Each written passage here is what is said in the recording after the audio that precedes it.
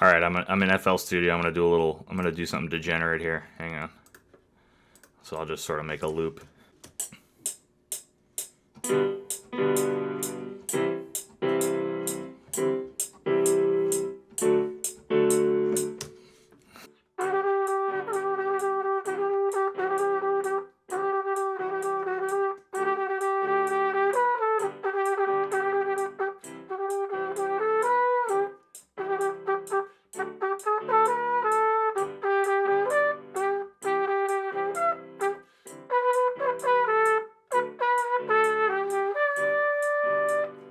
Hi, everybody. Welcome back. Today I want to talk about, yesterday I talked about McLovin, and people seem to like that. So I'm going to do a little bit more of that style of video for Song a Day because I really enjoy taking apart songs and, like, talking about them. So today's topic is a little different of a video. It's Rebecca Black's Friday. Yesterday we talked about Megalovania, which is like a beloved song. Now we're going to talk about Friday. 7 a.m. waking up in the morning. Gotta be fresh, gotta go downstairs. Gotta have my bowl, gotta have cereal. Seeing everything, the time is going. Ticking on and on, everybody's rushing. Gotta make my way to the bus stop. Gotta catch my bus. I see my friends kicking in the front seat, sitting in the back seat. Gotta make my mind up, which seat can I take? It's Friday, Friday, gotta get down on Friday. Everybody's looking forward to the weekend, Friday. You know, ever since this song came out in 2011, I honest to God, loved it because there's something about it that's so magnetic. Like, you know, there's some reason that it got featured on Tosh.0, and there's some reason that it's stuck in the collective consciousness for so long. There's some reason that you still remember this song as I'm talking about it now. So this song is undeniably has staying power. And a lot of its awkwardness, in my opinion, comes not from the music itself, which, I'm not going to lie, is not great. But it has some interesting gestures in it, which I'm going to talk about today. But I do want to talk about, before I get into the music theory part of it, I think one of the magnetic qualities is just how awkward the lyrics are. Like, I've got them in front of me here. It's my favorite is in the very first verse. It's 7 a.m. waking up in the morning. Fine. Gotta be fresh, gotta go downstairs. Fine. In fact, I think you could, if this was a Katy Perry sort of, you know, Kesha style song, like you could sell that. I feel like if you had better delivery than a literal middle schooler. Seeing everything, the time is going. Now that's the first one. That's like, all right, ticking on and on. Everybody's rushing.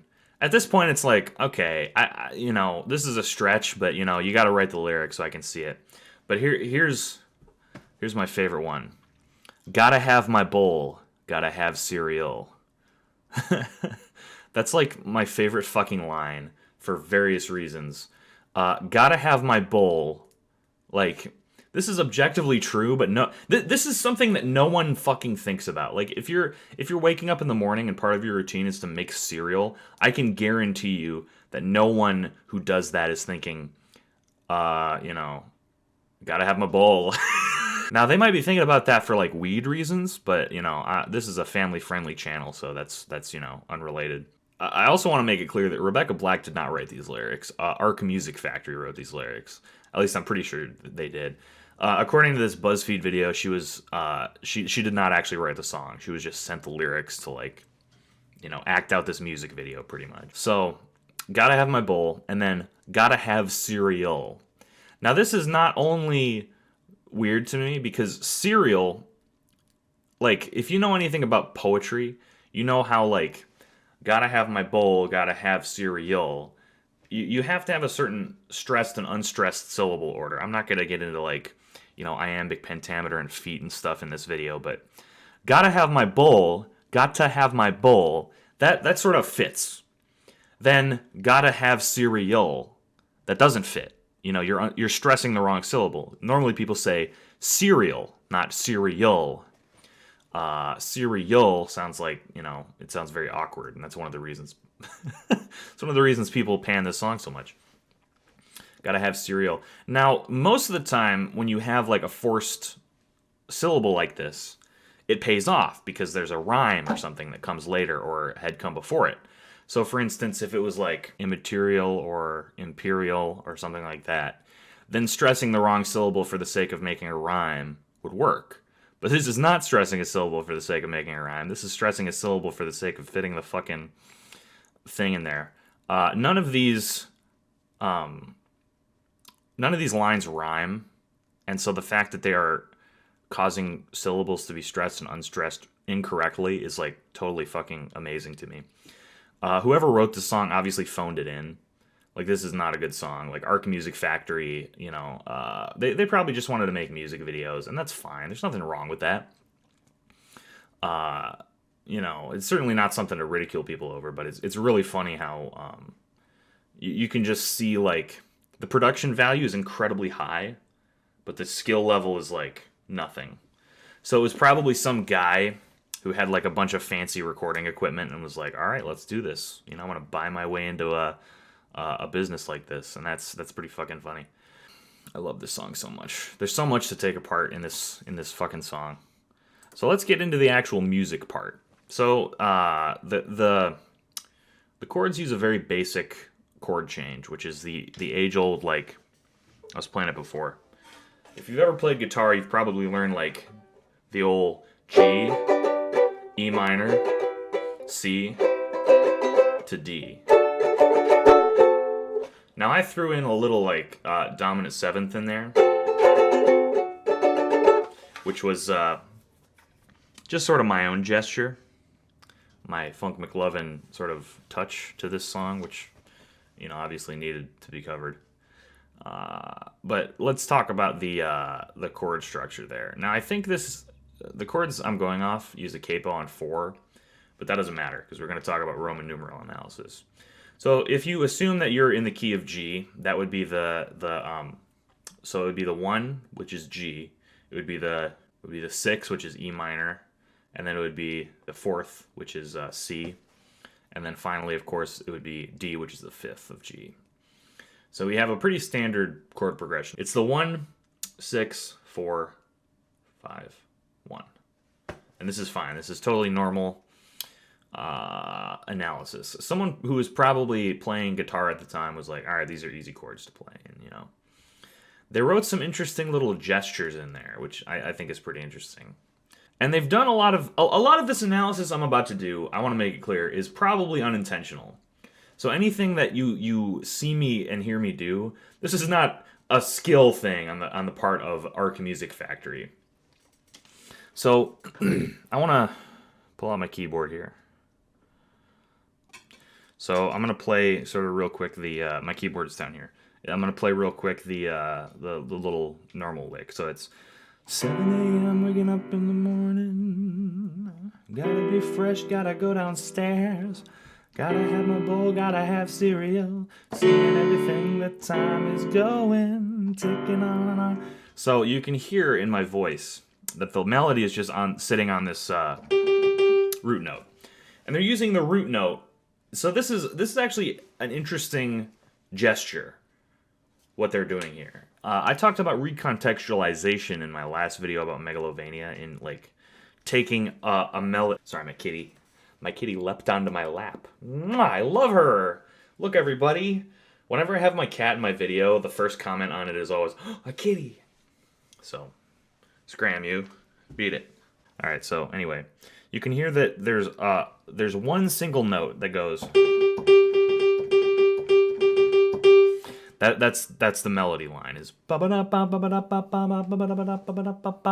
and there's actually a song that uses a recontextualization method like this, which is one note samba, which plays one note over different chords, which creates an interesting effect. So, like listening to it with just the piano, like.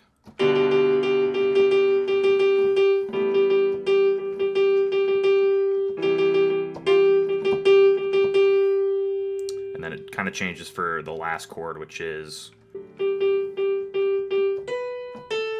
You can hear how it changes at that last D because the root doesn't quite fit over the fifth as well.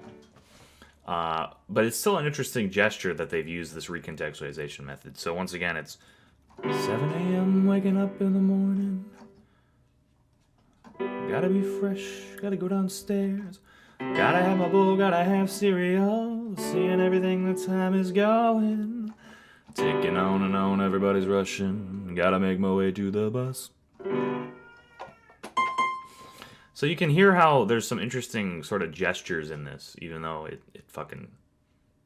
Like, it's the most clumsy, lazy thing to just use the same note. But at the same time, it kind of makes an interesting little effect. Now, having I'm not trying to say that having a one-note melody line is somehow fucking revolutionary. However, there is precedent for it, and there is, you know, there's... The biggest takeaway here is that any asshole really can write a song if you have some basic elements. Now, it takes a good, musician to make a good song, but learning music does not have to be this fucking sordid, hard, difficult affair.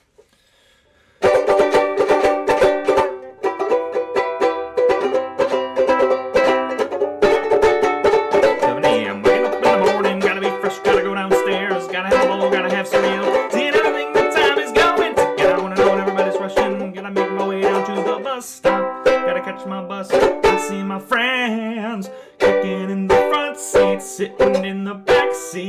Gotta make my mind up, which seat can I take? Woohoo! It's Friday, Friday. Gotta get down on Friday. Everybody's looking forward to weekend. You get the idea.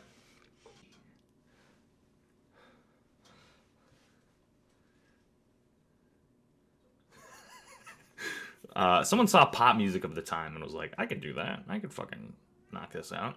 And I think the lesson we can learn from this is the people at ARC obviously did not make a good song. Like, there's a lot more that goes into these songs. This is like a bare bones skeleton of a song. There's barely a melody. There's barely chords. There's like, barely lyrics. And pretty much they just took a girl off the street to record this with him. So they were pretty much just trying to, like, I don't know. I mean, even the name Arc Music Factory to me is like they're just trying to churn out some shitty low grade like pop music stuff to make some money, which is kind of scummy. But it also goes to show like they at the end of the day, Rebecca Black's Friday was a hit. Like, it was a hit in terms that it was fucking everyone hated it, but it was still a hit in terms of it had some staying power. And a lot of that is because there are some tried and true musical sort of gestures that you can use in these situations. Even if the world is against you and fucking you up, chase your fucking dreams, people. I hope everyone has a great day. I love doing videos like these where I take apart a song. This was pretty casual, there's a lot of fun stuff going on. I hope everyone's doing well with this coronavirus bullshit, so stay safe out there, and see you next time. Thanks.